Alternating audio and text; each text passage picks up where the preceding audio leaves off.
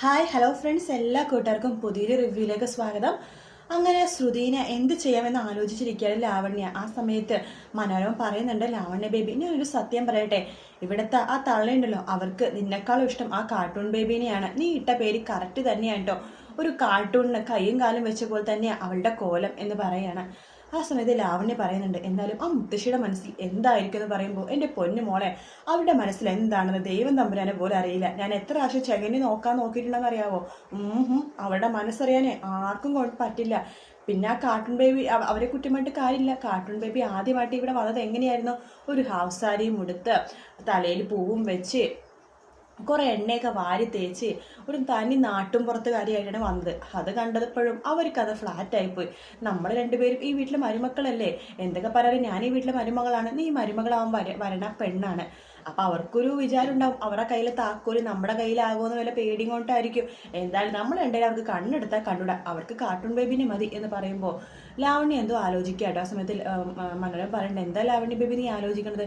എല്ലാം അവൾക്കിട്ട് എങ്ങനെ പണി കൊടുക്കാമെന്ന് ആലോചിക്കുകയായിരുന്നു എന്ന് പറയുമ്പോൾ, അത് നല്ലൊരു കാര്യമാണ്. എന്തായാലും ഞാനൊന്ന് പോയിട്ട് റെഡി ആയിട്ട് വരട്ടെ, അവളുടെ വീട്ടുകാരിപ്പോൾ വരുമല്ലോ. അപ്പോൾ ലാവണ്യ നോക്കുമ്പോഴേക്കും മനോരമ പറയുന്നുണ്ട്, ഞാൻ അങ്ങനെ ഉദ്ദേശിച്ച് പറഞ്ഞതല്ല ബേബി, അവർ വരുമ്പോൾ അവരുടെ മുമ്പിൽ നമ്മൾ നല്ല സുന്ദരി മണികളായിട്ട് നിൽക്കണമല്ലോ. അവർ ഒരിക്കലും വിചാരിക്കാത്ത രീതിയിൽ അത്ര സുന്ദരിയായിരിക്കണം. ഞാനൊന്ന് കുളിച്ച് റെഡിയായിട്ട് നല്ല സാരിയെ കൊടുത്തിട്ട് വരാം. ലാവണ്യ ബേബി നല്ല സുന്ദരിയായിട്ട് നിൽക്കും. അവരുടെ ചേച്ചിയുടെ മുമ്പിലൊന്നും ഒരിക്കലും ചെറുതാവരുത്. നീയും ആ ശ്രുതി നിൽക്കണ കണ്ടാൽ ആ മുത്തശ്ശിക്ക് തോന്നണം നിലവിളക്കും കരിവിളക്കും ആണെന്ന്. ആ ഒരു വ്യത്യാസം ഉണ്ടായിരിക്കണം എന്നൊക്കെ പറയട്ടെ മനോരമ അവിടുന്ന് പോകുവാട്ടോ. ആ സമയത്ത് ലാവണ്യ എന്തൊക്കെയോ ഇങ്ങനെ ആലോചിച്ചിരിക്കുകയാണ്. പിന്നെ കാണിക്കുന്ന അമ്മായിനെയാണ്. അമ്മായി ശ്യാമിനോട് പറയണ്ടേ, എന്താ ശ്യാമോനെ നീ വരില്ലെന്ന് ഉറപ്പിച്ചിരിക്കുകയാണോ എന്ന് പറയുമ്പോൾ, അതെ അമ്മായി, എനിക്ക് വരാൻ താല്പര്യമില്ല. അങ്ങനെ പറയല്ലേ മോനെ, ഞാൻ നിന്നെയും കൂട്ടിക്കൊണ്ട് വരാമെന്ന് ആ മുത്തശ്ശിയെടുത്ത് വാക്ക് കൊടുത്തു എന്ന് പറയുമ്പോൾ, എന്നാലും അമ്മായി എന്താ അവിടെ പോകാൻ തീരുമാനിച്ചത്? അവർ എന്തുമാത്രം അഹങ്കാരികളായിട്ടുള്ള ആൾക്കാരാ. അന്ന് ഇവിടെ ഒരു പെണ്ണ് വന്നിരുന്നല്ലോ, എന്താ അവളുടെ പേര്? അനിലയോ അമലയോ? ഓ അഞ്ജലി അല്ലേ എന്ന് പറയുമ്പോൾ, അതെ, അവർക്ക് എന്ത് അഹങ്കാരം എന്ന് ആ പെണ്ണിനെ. ഞാൻ അപ്പോഴേ തീരുമാനിച്ചത്, ഞാൻ എന്തായാലും അങ്ങോട്ടേക്ക് ഇല്ലെന്ന് പറയുമ്പോൾ അമ്മായി പറയണ്ടേ, എനിക്കും അവിടെ പോകാൻ താല്പര്യമൊന്നുമില്ല. പക്ഷേ ആ അമ്മ അവിടുത്തെ അമ്മ എന്ത് സ്നേഹത്തോടെയാണ് വിളിച്ചതെന്ന് അറിയാവോ? പിന്നെ എന്തൊക്കെ പറയണം, നമ്മൾ പോയില്ലെങ്കിൽ അത് ശ്രുതിക്ക് വല്ലാത്ത മോശപ്പേരാവില്ലേ? അവളവിടെ ജോലി ചെയ്യണതല്ലേ. മാത്രമല്ല അവിടുത്തെ സാഹചര്യം അവിടുത്തെ ആൾക്കാരെയൊക്കെ ഒന്ന് കാണണമെന്ന് എനിക്കും ആഗ്രഹമുണ്ട്. അതുകൊണ്ടിട്ടാന്ന് പറയുമ്പോൾ പ്രീതി പറയുന്നുണ്ട്, ശ്യാം സാർ പറഞ്ഞത് ശരിയാ, എനിക്ക് അങ്ങോട്ട് പോകാൻ താല്പര്യമില്ല ഒട്ടും. പക്ഷേ എന്ത് ചെയ്യാനാ, ശ്രുതിനെ കുറിച്ച് ആലോചിക്കണ്ടേ സാർ, അതുകൊണ്ടാണ് ഞാനും പോകാമെന്ന് വെച്ചതെന്ന് പറയുമ്പോൾ, സാരില്ല നിങ്ങൾ പോയിട്ട് വാ എന്ന് പറയുമ്പോൾ അമ്മായി പറയുന്നുണ്ട്, അതേ ശ്യാമോനെ, എന്തൊക്കെ പറഞ്ഞാലും ഇന്ന് ശ്രീകൃഷ്ണൻ്റെ ദിവസമാണ്, ഇന്നിവിടെ വിളക്ക് വെച്ചില്ലെങ്കിൽ വല്ലാത്തൊരു ബുദ്ധിമുട്ടാണ്. അമ്മായി അതൊന്നും ഓർത്ത് വിഷമിക്കേണ്ട, ഇന്ന് വൈകുന്നേരം ഇവിടെ ഞാൻ വിളക്ക് വെക്കും, എന്നെ കൊണ്ട് പറ്റുന്ന വിധത്തിൽ ഞാനിവിടെ പൂജയും ചെയ്യും. അമ്മായി പോയിട്ട് വാ. ശരി ശ്യാമോനെ, ഞങ്ങൾ വന്നിട്ട് മോൻ ഉണ്ടാക്കിയ പായസമൊക്കെ കുടിക്കാം എന്ന് പറയട്ടെ. പ്രീതി, നീ പലഹാരങ്ങളൊക്കെ എടുത്തോ, അതൊക്കെ ഞാൻ വണ്ടി വെച്ചിട്ടുണ്ട് അമ്മായി എന്ന് പറയുമ്പോൾ, ശരിയെന്നാ ഞങ്ങൾ ഇറങ്ങുവാ ശ്യാമോനെ എന്ന് പറഞ്ഞിട്ട് അമ്മായിയും അതുപോലെ തന്നെ പ്രീതിയും വണ്ടിയിൽ കയറി പോവാട്ടോ. അതേസമയം വീട്ടിലാണെങ്കിൽ ലാവണ്യക്ക് ഓരോരോ കാര്യങ്ങൾ പറഞ്ഞു കൊടുക്കുകയാണ് നമ്മുടെ ശ്രുതി. അതിങ്ങനെ ചെയ്യണം ഇതിങ്ങനെ ചെയ്യണം എന്നൊക്കെ പറഞ്ഞുകൊണ്ടിരിക്കുമ്പോൾ അവിടെ അശ്വിൻ വരുന്നുണ്ട്. അശ്വിൻ വരുമ്പോഴേക്കും അഞ്ജലി അശ്വിനോട് പറയുന്നുണ്ട്, ചേട്ടൻ ഇന്ന് പൂജയിൽ ഉണ്ടാവില്ല. അതെന്താ ചേച്ചി? ചേട്ടന് എന്തൊരു തിരക്ക്. ചേട്ടൻ്റെ തിരക്ക് എനിക്കറിയാലോ. എന്തായാലും നേരത്തെ വിളിച്ച് പറഞ്ഞുകൊണ്ട് ചേട്ടനെ വെയിറ്റ് ചെയ്യണ്ടല്ലോ. സാരമില്ല കുഞ്ഞ, എനിക്ക് വിഷമമൊന്നുമില്ല. ദേ ഞാൻ നിനക്കൊരു സമ്മാനം മേടിച്ചിട്ടുണ്ട്. സമ്മാനമോ? എനിക്കോ? അതെ, ഒരു ഷർട്ട് എന്ന് പറഞ്ഞിട്ട് കൊടുക്കുവാണ്. അയ്യോ ചേച്ചിക്ക് അറിയാലോ ഞാൻ ഇങ്ങനത്തെ ഷർട്ടൊന്നും ഇടില്ലെന്ന്. അതൊക്കെ എനിക്കറിയാം, പക്ഷേ എൻ്റെ ആഗ്രഹം ഒരു ഷർട്ട് എടുക്കണമെന്ന് ആഗ്രഹം തോന്നി. അത് നിനക്ക് ചേരുന്ന ഷർട്ടായിരിക്കുമെന്ന് എനിക്ക് തോന്നി, അതുകൊണ്ട് എടുത്തതാ എന്ന് പറയുമ്പോൾ, സാരില്ല ചേച്ചി, ഞാനത് വന്ന് കഴിഞ്ഞിട്ട് ഇട്ടോളാം. ഞാൻ അത്യാവശ്യമായിട്ട് ഓഫീസ് വരെ പോവുക. നേരത്തെ എത്തിയില്ല കുഞ്ഞാ നീ? നോക്കാം ചേച്ചി എന്ന് പറഞ്ഞിട്ട് അശ്വിൻ അവിടെ നിന്ന് പോകുമ്പോൾ ശ്രുതി മനസ്സിൽ വിചാരിക്കുക, ഈശ്വര, നല്ലൊരു ദിവസമായിട്ട് ഓഫീസിലൊക്കെ കെട്ടിയെടുക്കുകയാണല്ലോ. ഈ കടലമിട്ടായി ഓഫീസിൽ പോയിട്ട് ആടെങ്കിലും നെഞ്ചത്ത് കയറാനായിരിക്കും എന്ന് ഇങ്ങനെ മനസ്സിൽ വിചാരിക്കുമ്പോൾ അശ്വിൻ പെട്ടെന്ന് പോണ സമയത്ത് ശ്രുതിയുടെ മുഖത്തേക്കൊന്ന് നോക്കുക കേട്ടോ. ശ്രുതി അപ്പോൾ ഒന്നും അറിയാത്ത പോലെ അങ്ങോട്ടും ഇങ്ങോട്ടൊക്കെ നോക്കിക്കൊണ്ടിരിക്കുകയാണ്. അങ്ങനെ അശ്വിൻ അവിടെ നിന്ന് ഇറങ്ങി പോകുവാണ്. അങ്ങനെ ലാവണ്യടുത്ത് ശ്രുതി പറയുന്നുണ്ട്, വിളക്ക് വെച്ചിട്ട് അങ്ങനെ തിരിവെക്കണം ഇങ്ങനെ തിരിവെക്കണം എന്നൊക്കെ പറഞ്ഞു കൊടുക്കുന്ന സമയത്ത് മുത്തശ്ശിയും അതുപോലെ തന്നെ അഞ്ജലിയൊക്കെ അങ്ങോട്ടേക്ക് വരുവാണ്. അപ്പോഴാണ് ആരോ കോണിംഗ് ബെൽ അടിക്കണ ഒച്ച കേൾക്കുന്നത്. അപ്പോഴേക്കും മുത്തശ്ശി പറയുന്നുണ്ട്, ശ്രുതിയുടെ അമ്മായും ചേച്ചിയായിരിക്കും, പോയി തുറന്നോ എന്ന് പറയുമ്പോൾ ശ്രുതി വേഗം പോയി വാതിൽ തുറക്കുമ്പോൾ അമ്മായും ചേച്ചിയായിട്ടോ.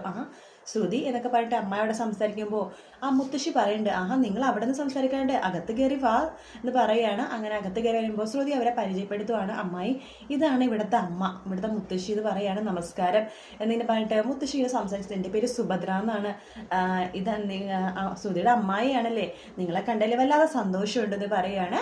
അതിനുശേഷം പ്രീതി മോൾ എന്താ മിണ്ടാതിരിക്കുന്നത് കേൾക്കുമ്പോൾ ഒന്നുമില്ല എന്ന് പറയുവാണ്.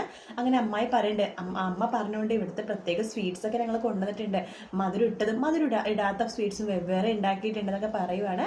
അമ്മ സ്നേഹത്തോടെ വിളിച്ചുകൊണ്ട് ഞങ്ങൾ വന്നതെന്ന് പറയുമ്പോൾ അഞ്ജലി അമ്മായിയുടെ അടുത്തേക്ക് പോകുന്നുണ്ട്. അയ്യോ ഒരിക്കലും എന്നെ തെറ്റായിട്ടൊന്നും കാണല്ലേ, അന്ന് എൻ്റെ സാഹചര്യം കൊണ്ട് വീട്ടിൽ വന്നിട്ട് അങ്ങനെയൊക്കെ എനിക്ക് പറയേണ്ടി വന്നത്, എന്നോട് ക്ഷമിക്കണം എന്നൊക്കെ പറയുമ്പോൾ അമ്മായിക്കും അഞ്ജലിയുടെ അടുത്തൊരു ഇഷ്ടം തോന്നും കേട്ടോ.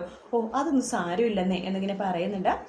അതിനുശേഷം എന്നുണ്ടെങ്കിൽ നമ്മുടെ ശ്രുതി പറയേണ്ട, ചേച്ചി ഞങ്ങൾക്ക് ഈ പലഹാരങ്ങളൊക്കെ അപ്പുറത്ത് കൊണ്ടുപോയി വെക്കാം എന്ന് പറഞ്ഞിട്ട് പ്രീതിനെയും കൂട്ടിക്കൊണ്ട് അടുക്കള ഭാഗത്തേക്ക് പോകുക കേട്ടോ. അങ്ങനെ പലഹാരങ്ങൾ വെക്കുമ്പോൾ ശ്രുതി പറയുന്നുണ്ട്, ചേച്ചി ഇവിടെ നിൽക്കുക, ഞാനൊരു പാത്രം എടുത്തിട്ട് വരാമെന്ന് പറഞ്ഞിട്ട് അടുക്കളയിലേക്ക് കയറി പോകുവാണ്. ആ സമയത്ത് ആകാശ് അങ്ങോട്ടേക്ക് വരുന്നുണ്ട്. ആകാശ് പ്രീതിയെ കാണാതെ വേഗം പ്രീതിയുടെ അടുത്തേക്ക് പോവാ. ഹലോ, എന്തൊക്കെയുണ്ട് വിശേഷം? അങ്ങനെ പോകുന്നു എന്ന് പറയുവാണ്. നിങ്ങൾ വരുന്ന കാര്യം ഞാൻ അറിഞ്ഞായിരുന്നു എന്ന് പറയാണ്. ഒരുപാട് പലഹാരങ്ങൾ കൊണ്ടുവന്നിട്ടുണ്ടല്ലോ, മുത്തശ്ശി പറഞ്ഞായിരുന്നു പലഹാരങ്ങൾ കൊണ്ടുവരുന്നു, മുത്തശ്ശിക്ക് നിങ്ങളുടെ പാലക്കാടൻ പലഹാരം ഭയങ്കര ഇഷ്ടമാട്ടോ. സത്യം പറഞ്ഞാൽ ഇപ്പോൾ എനിക്കും ഇഷ്ടമാണ് നിങ്ങളുടെ പലഹാരം എന്ന് പറയുമ്പോഴേക്കും നമ്മുടെ പ്രീതി നാണത്തോടു കൂടി നിൽക്കുമ്പോഴേക്കും ആകാശ പ്രീതിയുടെ മുഖത്ത് തന്നെ ഇങ്ങനെ നോക്കിക്കൊണ്ടിരിക്കുക കേട്ടോ. അതിനുശേഷം അവരിങ്ങനെ സംസാരിച്ചുകൊണ്ട്, അതായത് ആ മുത്തശ്ശിയും അമ്മായിക്കും ഇങ്ങനെ പരസ്പരം ഇങ്ങനെ സംസാരിച്ചുകൊണ്ടിരിക്കുന്ന സമയത്ത് കോണിംഗ് ബെല്ല് അടിക്കുന്ന ഒച്ചയ്ക്കുവാണ്. ഇതാരേ വരുന്നത് വന്നേക്കുന്നത് അറിയില്ലല്ലോ എന്ന് പറയുകയാണ്. അപ്പോഴേക്കും മോഹനേട്ടൻ വരുന്നുണ്ട് അവിടെ. ആഹാ ഇതൊക്കെ ആരാമേന്ന് ചോദിക്കുമ്പോൾ ഇതാണോ, ഇത് നമ്മുടെ ശ്രുതിയുടെ അമ്മായിയും ചേച്ചിയും ഒക്കെ ആണെന്ന് പറയുമ്പോഴേക്കും വളരെ നല്ല കാര്യം, ഇന്ന് നല്ലൊരു ദിവസമായിട്ട് നിങ്ങളൊക്കെ ഇവിടെ വന്നല്ലോ എന്ന് പറഞ്ഞിട്ട് മോഹനേട്ടൻ നമ്മുടെ വാതിൽ തുറക്കുക കേട്ടോ. വാതിൽ തുറക്കുമ്പോൾ പോലീസുകാരെ കാണുക. പോലീസുകാരോ എന്താ ചോദിക്കുമ്പോൾ അത് ഇവിടെ നിന്ന് ഒരു വെരിഫിക്കേഷൻ്റെ ഒരു പരാതി കിട്ടിയിട്ടുണ്ട്. വെരിഫിക്കേഷൻ്റെ പരാതിയോ? ഇവിടെയോ? നിങ്ങൾക്ക് വീട് മാറിയതായിരിക്കും. ഇല്ലില്ല, ഇത് അശ്വിൻ സായിറാമിൻ്റെ വീടല്ലേ? അതെ, ഇവിടെ തന്നെയാണ് പരാതി കിട്ടിയേക്കണത് എന്ന് പറയുമ്പോൾ എല്ലാവരും പോലീസുകാരുടെ അടുത്തേക്ക് പോകാട്ടോ. അതിനുശേഷം മുത്തശ്ശി ചോദിക്കുന്നുണ്ട്, എന്ത് പരാതിയാണ് സർ? അത് വേറൊന്നുമല്ല അമ്മേ, ഒരു ജോലിക്കൊരാളെ ആദ്യമായിട്ട് എടുത്തുമ്പോൾ അവരുടെ വെരിഫിക്കേഷൻ, അതായത് അവർ എവിടെ നിന്ന് വരുന്നതാണ്, അവരുടെ ക്രിമിനൽ പശ്ചാത്തലം ഉണ്ടോ, അവരിതിനു മുമ്പ് എവിടെയാണ് നിന്നത്, അങ്ങനത്തെ കുറച്ച് കാര്യങ്ങൾ അന്വേഷിക്കുന്ന ഒരു പതിവുണ്ട്. ഇവിടെ നിന്നൊരു പുതിയ ജോലിക്കാരി വന്നിട്ടുണ്ട്, അതിനെക്കുറിച്ച് അന്വേഷിക്കാൻ ഒരാൾ പരാതി തന്നിട്ടുണ്ടെന്ന് പറയുമ്പോൾ അതാരാ ഇവിടെ നിന്ന് പരാതി തന്നിരിക്കുന്നത് എന്ന് മോഹനേട്ടൻ ചോദിക്കുമ്പോൾ പോലീസുകാർ പറയുന്നുണ്ട്, അത് ഈ ലാവണ്യ മേഡം എന്നിങ്ങനെ പറയുവാണ്. ആ സമയത്ത് മോഹനേട്ടൻ പറയണ്ട ലാവണ്യ എടുത്ത്, ലാവണ്യെ നീ എന്ത് പരിപാടിയാണ് കുട്ടി കാണിച്ചെന്ന് ചോദിക്കുമ്പോൾ ഞാൻ എന്ത് ചെയ്യുന്ന അങ്കിളി പറയണത്, ഞാൻ നല്ല കാര്യമല്ലേ ചെയ്തെന്ന് പറയുമ്പോൾ ശ്രുതിക്ക് ആകെ വിഷമമാവാട്ടോ.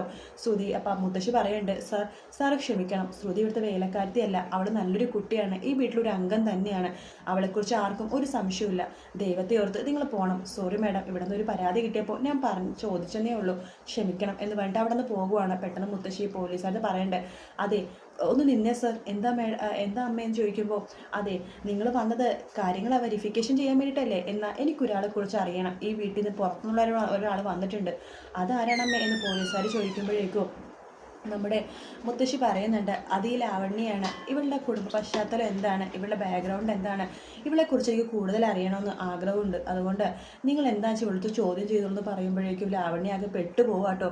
ആ സമയത്ത് പോലീസുകാർ പറയുന്നുണ്ട്, അമ്മേ സാധാരണ ഞങ്ങൾ പോലീസ് സ്റ്റേഷനിൽ വിളിച്ചു വരുത്തിയിട്ടാണ് കാര്യങ്ങളൊക്കെ അന്വേഷിക്കണത്, ലാവണ്യ പോലീസ് സ്റ്റേഷനിൽ വരികയാണെങ്കിൽ കാര്യങ്ങൾ എളുപ്പമാകും എന്ന് പറഞ്ഞുകൊണ്ടിരിക്കുന്ന ഭാഗത്തോട് കൂടിയിട്ടാണ് കേട്ടോ എപ്പിസോഡ് തീരുന്നത്. വീഡിയോ ഇഷ്ടപ്പെട്ടെങ്കിൽ ലൈക്ക് ചെയ്യുക, സബ്സ്ക്രൈബ് ചെയ്യുക, കമൻറ്റ് ചെയ്യുക. മറ്റൊരു വീഡിയോ ആയിട്ട് വീണ്ടും കാണാം. Take care, bye bye.